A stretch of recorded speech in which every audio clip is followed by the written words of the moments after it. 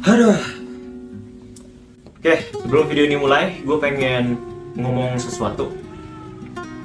Mungkin ya ada yang bertanya-tanya, sebenarnya kenapa gitu? Kok gue tiba-tiba bikin vlog liburan? Yang tadinya gue cuma upload Minecraft, terus mungkin upload cuman beberapa gue main musik, main lagu, dan sekarang mungkin gue lagi aktif-aktifnya untuk upload konten yang berbau musik, cover, nyanyi gitu kan. Terus tiba-tiba jebret vlog liburan. Sebetulnya bukan karena semata-mata pengen upload konten liburan sih, tapi lebih ke gue pengen sharing sebuah memori. Gue liburan bukan sendiri, gue bareng sama keluarga gue. Gue kesana untuk mengunjungin adik gue, dimana ya di situ udah berbulan-bulan ya, hampir setahun nggak ketemu sama dia. Nah, terus di sini mikir upload ini tuh bukan hanya soal berbagi memori ke kalian, tapi ini adalah momen-momen kecil di mana gua bisa berbagi sesuatu yang lebih ke kalian. Jadi bukan semata hanya karena gua pengen ngasih lihat nih, oh lihat nih gua lagi liburan ke Cina, ke luar negeri, bla bla bla.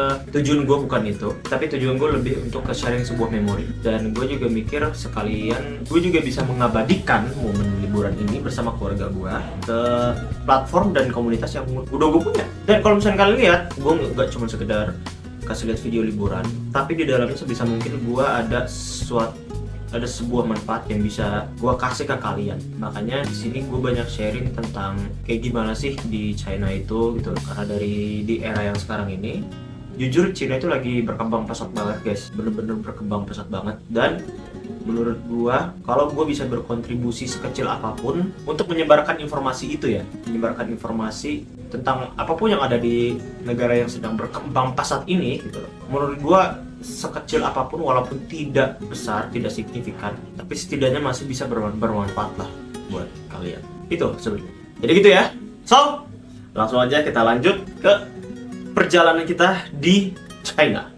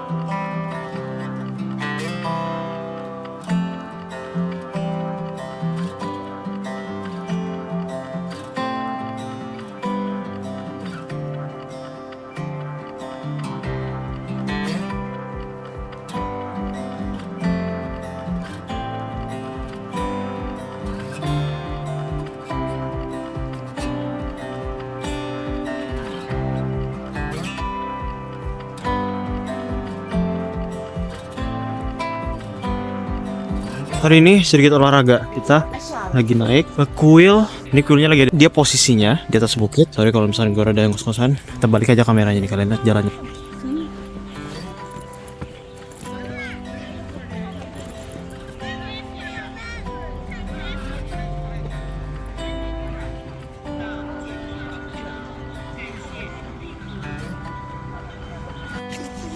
Ini namanya kuil apa lah? Liu Shoushan. Artinya? Kepala banteng. Full kepala banteng. Kuil kepala banteng, yang kayak kepala bantengnya yang mana? Gak tahu, jangan ke sini. Mungkin di dalamnya ada patung kepala banteng mungkin atau apa. Cuman sekarang ini tidak terlihat kepala bantengnya ya. Mungkin kita harus masuk ke dalam nih.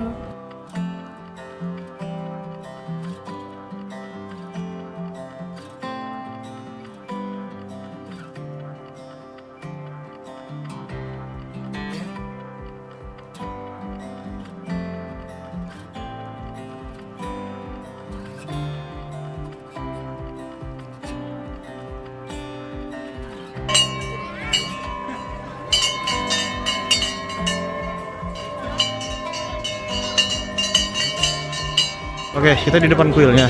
Kalau misalnya kalian lihat, tuh naik tangga sampai ke sana. Ini ada eskalator, tinggi banget memang. Nah, terus ini ada tangga. Semua orang pada naik eskalator. Satu persatu dari anak brutal guys. Segini doang, Segini doang. Gue naik. Timeless guys.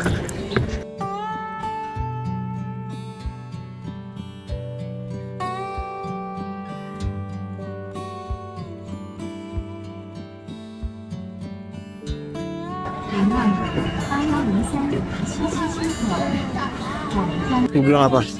Hah? Lu bilang apa? Gitu doang. Anjing. Ah, segitu doang, hah? No reaction, bro. Oke, jadi kalau misalkan yang gua baca, kuil ini tuh kenapa dipanggil kuil kepala banteng? Karena sebenarnya bukan dari bentuk bangunannya atau apa, tapi sebenarnya dari bentuk bukitnya. Jadi kalau misalkan kita lihat dari jauh, katanya bentuk bukitnya tuh seperti kayak kepala banteng terus ada tanduknya gitu.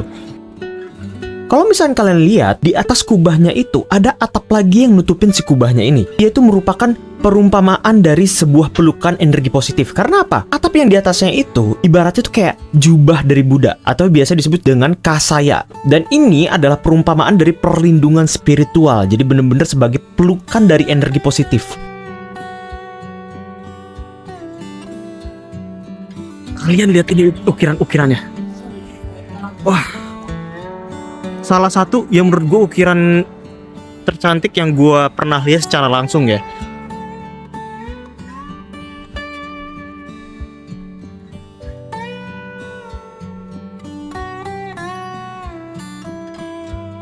Lalu di sini pas gue masuk, ini ada ruang yang disebut sebagai ruang Chan.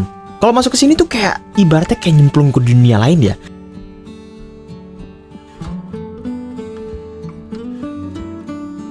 Ada patung Buddha yang tidur sepanjang 9 meter yang muter pelan-pelan banget. Terus di tengahnya itu, di dadanya itu ada simbol nirwana yang artinya itu damai total, bener-bener damai gitu ya. Jangan kalian salah pahami simbol ini sebagai simbol lain, oke? Ini adalah simbol nirwana. Jadi kalau misalnya kalian lihat di dindingnya, itu di lubang-lubangnya itu banyak banget patung Buddha kecil. Ibaratnya kayak kalau misalnya kalian masuk ke sini itu seperti hutan spiritual. Terus habis itu lewat dari ruangan yang tadi, ini adalah aula utamanya. Bentuknya dia elips atapnya. Di tengahnya ada stupa yang besar yang bernama Stupa Usnisa, tingginya 21 meter men. Nah kalau misalnya kalian penasaran isinya tuh apa? Isinya adalah relik tulang tengkorak milik Buddha disimpan. Dia itu dilindungi oleh kaca anti peluru dan suhu yang terkontrol. Pokoknya bener-bener ditaruh, diawetkan secara bener-bener.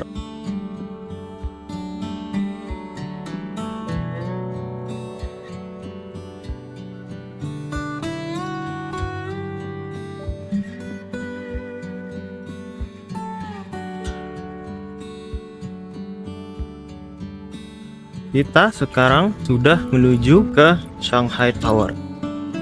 Setiap jalannya kayaknya dia ada kisahnya gitu loh. Kisahnya apa-apa aja dari tahun 17 tuh.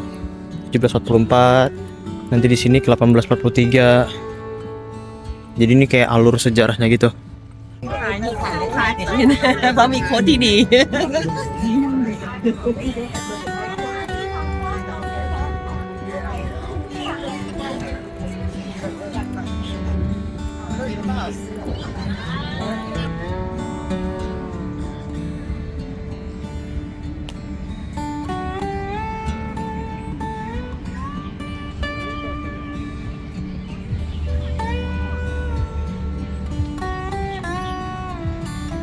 Tadi gua udah kasih lihat jalanannya, terus ada sejarah-sejarahnya gitu dari awal sampai sekarang. Ini Shanghai Tower di belakang kita.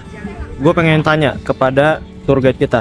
Jadi sebenarnya Shanghai Tower itu fungsinya apa? Dia tuh kayak menara ini sih. Menurut gue menara kayak telepon gitu loh. Menara telepon, communication gitu ya? Iya, communication tower gitu. Communication Tower. Yang Tapi gua tahu ya. cuma buat telepon doang. Ya pokoknya dia perkantoran sebenarnya. Oh. Di atas cantin aja sampai atas. Mirip kayak. Tapi ibaratnya kayak komunikasi pusatnya Mirip gitu nggak sih? sama ini loh, kayak perayaan di Prancis itu apa yang di Paris? Oh, Eiffel. Ya kayak Eiffel Tower. Eiffel Tower kan dulunya dibangun untuk menara telepon kan. Nah ini juga kalau nggak salah. Jadi Kayak TV komunikasinya station sama kayak gitu loh. Seingat gue kayak TV station. Ya semua kan kayak telekomunikasi Iya, segala macam. telekomunikasi gitu-gitu. Buat telepon, buat televisi. Antennanya gitu. Nah, jadi kalau misalnya kalian lihat struktur bulat-bulat kayak gitu tuh di sini banyak tuh. Sebelahnya, ada kubah lagi, sebelahnya lagi, ada lagi. Karena begini, kalau misalkan biasa kalau standar bangunan kayak struktur-struktur gitu biasanya kan dia adanya yang pabrikan itu yang lurus-lurus. Biasa kalau misalkan mereka harus bikin sampai bentukan begini, berarti setiap rangka yang ada itu custom. Di pikiran gue itu custom, jadi custom build. Dan seperti yang kalian tahu, kalau misalkan yang kayak custom itu semua custom, semua pokoknya yang berjudul custom itu harganya akan selangit langit biru yang indah. Jadi makanya mereka bisa buat begini itu, satu udah perhitungan strukturnya juga udah susah, dua custom. Gue salut, bener-bener salut. Di sana juga banyak tuh bangunan-bangunan yang melengkung lagi, sedemikian rupa melengkungnya. Gila Cina. Oke, segitu aja dulu. Thank you banget yang buat kalian yang udah mau nonton sampai akhir. Thank you banget. Gue tahu ini konten di luar dari gue yang biasanya, but gue bener-bener apresiasi kalian yang datang ke sini, yang nonton dari awal sampai akhir, yang juga tertarik sama perjalanan ini ya.